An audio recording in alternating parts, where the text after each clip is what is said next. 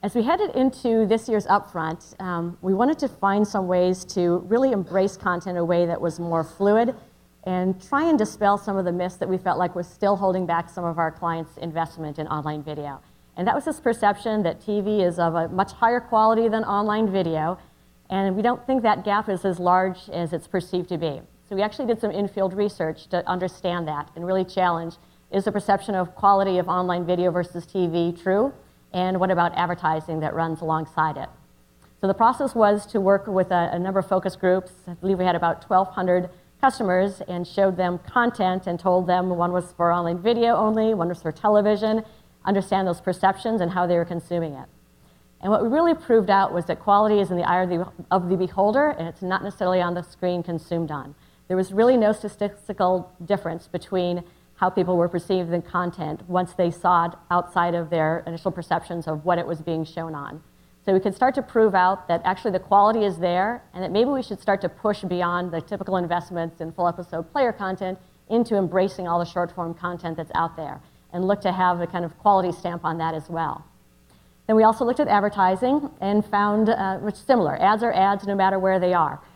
Recall might have been slightly less, but we saw that the advertising also resonated no matter what screen it's on. So again, a few things that we've been doing to try and understand this new landscape and how we can start to move some dollars forward as well.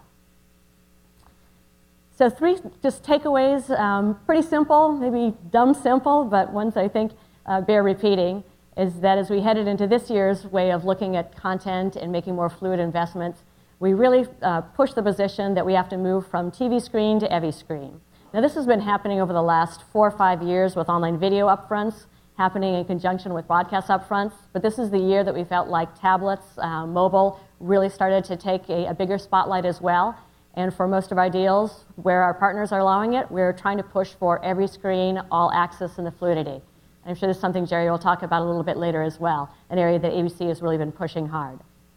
The other aspect coming out of our research, and I think an important thing as you went into the new fronts too, and just saw the breadth of content available, is that we really need to expand the sense of video supply, and not just look at the traditional partners in this area, but really start to look at some of the new players that showed their wares at the new fronts this year and the years prior as well. If video is video across screens, if ads are as effective in either, then maybe we should start to look more at the short form medium and how we can increase some investment there as well. And then finally, to embrace data, to really understand that data shouldn't be a threat in this space, that we should be able to adapt and evolve and embrace different data streams, but also learn together and not draw a hard line of one versus the other, but be willing and open to look at data together and try and come to the right match to understand performance. Because ultimately, we're all trying to move to an era where we can understand the true performance of video no matter what screen it's on and no matter what consumer is connecting with it.